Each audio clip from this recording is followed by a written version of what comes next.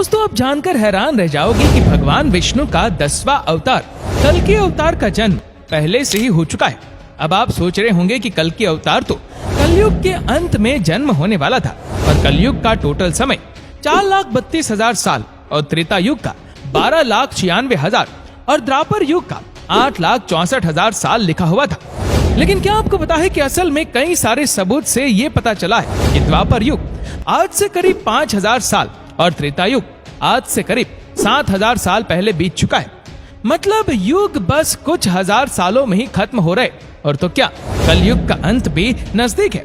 कलयुग के अंत में क्या होगा और कैसे होगा खत्म कलयुग, चलिए आपको एक और चौंकाने वाली बात बताते हैं। सदगुरु के हिसाब से कलयुग ऑलरेडी खत्म हो चुका है।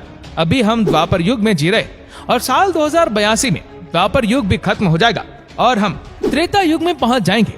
इस वीडियो में हम उन सारे सोर्सेज जो हमें रिसर्च के दौरान मिले उनमें से पता करने की कोशिश करेंगे कि आखिर इन सारी बातों में सच क्या है और एग्जैक्टली कब कल्कि अवतार का जन्म होगा और कलयुग का अंत होगा। सबसे पहले सदगुरु से शुरू करते हैं। उनके हिसाब से कलयुग कुछ हजार साल पहले खत्म हो चुका है और अभी हम द्वापर युग में जी रहे। जब मैंने इस पर थोड़ा रिसर्च किया तब मैं भी शॉक था, क्योंकि मुझे ऐसी दो चीजें मिली जो सदगुरु की इस थ्योरी को सही प्रूफ करती है। उनमें से पहला और सबसे इम्पोर्टेंट है वेद। अगर वेदों में देखें तो युगों का टोटल ड्यूरेशन करीब 12,000 साल बताया गया है, जिसमें से कलयुग बस 1200 साल का था और इस हिसाब से कलयुग ऑलरेडी खत्म हो चुका है। अब दूसरी चीज जो इसको सपोर्ट करता है वो है परमहंस योगानंद के गुरु श्री युक्तेश्वर जी की किताब द हॉली साइंस, जिसमें वो लिखते हैं कि युगों का टोटल ड्यूरेशन 12,000 साल का ही होता है, लेकिन युग का जो साइकिल है वो टोटल 24,000 साल का होता है। इसको ऐसे समझिए कि पहले हम सतयुग से कलयुग आते हैं, फिर हम वापस कलयुग से सतयुग की ओर जाते हैं।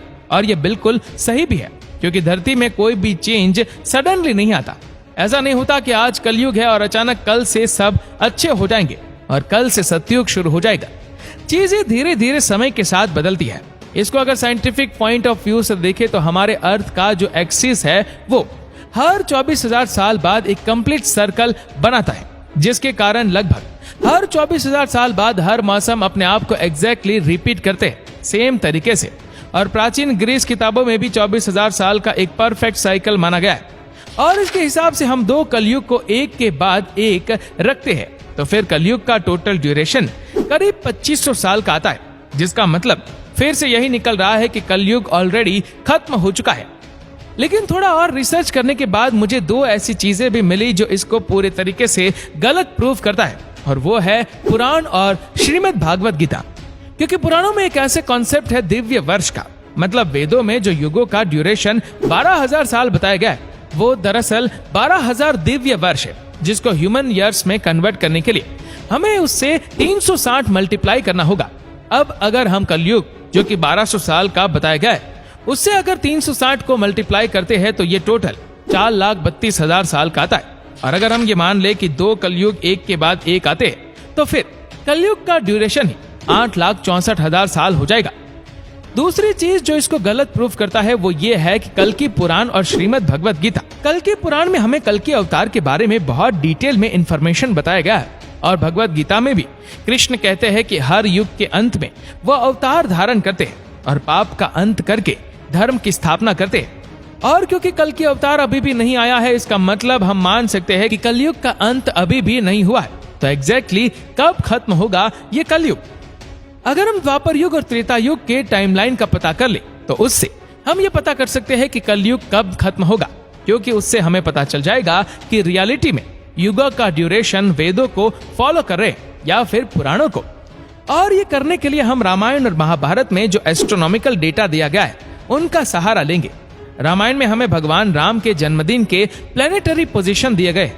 जब उस डेटा को प्लेनेटरियम सॉफ्टवेयर में डाला गया तो वो डेट निकल कर आया 10 जनवरी 5114 बीसी, मतलब आज से करीब 7,000 साल पहले हम मान सकते हैं कि रामायण हुआ था। सिमिलरली महाभारत में भी हमें बताया गया है कि 18 दिन के महाभारत के युद्ध में 2 ग्रहण हुए थे। अब 2 ग्रहण इतने जल्दी तभी हो सकते हैं जब एक सूर्य ग्रहण हो और दूसरा चंद्र ग्रहण। और इस डेटा को जब चेक किया गया तब मिला कि ऐसा पिछले 5,000 वर्ष में कई बार हुआ है, लेकिन उनमें से सिर्फ 6 बार ही ऐसे जो महाभारत के समय से मैच करते हैं। और इससे हमें ये देखने को मिलता है कि रामायण और महाभारत में सिर्फ 2000 साल का ही फर्क आ रहा है, लेकिन क्योंकि इतने सालों में प्लैनेट्स कई बार सेम पोजीशन रिपीट कर सकते हैं, इसीलिए हम इसको फाइनल कंक्लूजन नहीं मान सकते। इसीलिए अब हम आर्कियोलॉजिकल प्रूफ्स का सहारा लेंगे। आर्कियोलॉजिकल प्रूफ्स में हमारे पास दो चीजें हैं। एक राम सेतु, जिसका कार्बन डेटिंग करके मिनिमम 7000 से 8000 साल पुराना बताया जा रहा है, और दूसरा बे ऑफ खंभात में द्वारिका नगरी का मिलना, जिसके अर्ली कार्बन डेटिंग में तरह तरह के पिक्चर्स, दीवार और हड्डियों से ये पाया गया है कि वो नगरी कम से कम 9000 से 10000 साल पुराना है।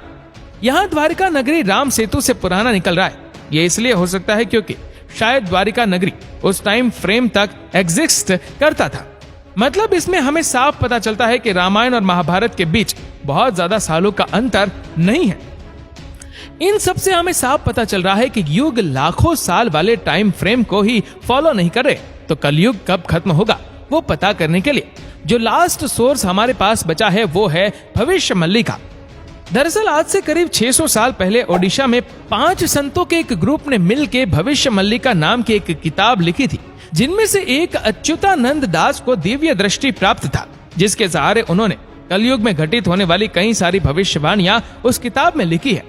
उन भविष्यवाणियों में कुछ तो गलत प्रूफ हुए, लेकिन इसी के साथ ही कई सारे सही प्रेडिक्शंस भी है जो आप अपने स्क्रीन पर देख सकते हैं। इस किताब में यह भी लिखा गया है कि कलयुग का धाम मतलब जगन्नाथपुरी का मंदिर कलयुग के अंत में पानी में डूब जाएगा, और कलयुग का जो फाइनल युद्ध होगा वो कटक के एक किले में लड़ा जाएगा। उस किताब में उन्होंने इसका प्रॉपर डेट भी मेंशन किया है कि यह सब कुछ साल 2020 से लेकर 2025 के बीच होगा। मतलब कलयुग 2025 तक खत्म होने वाला है।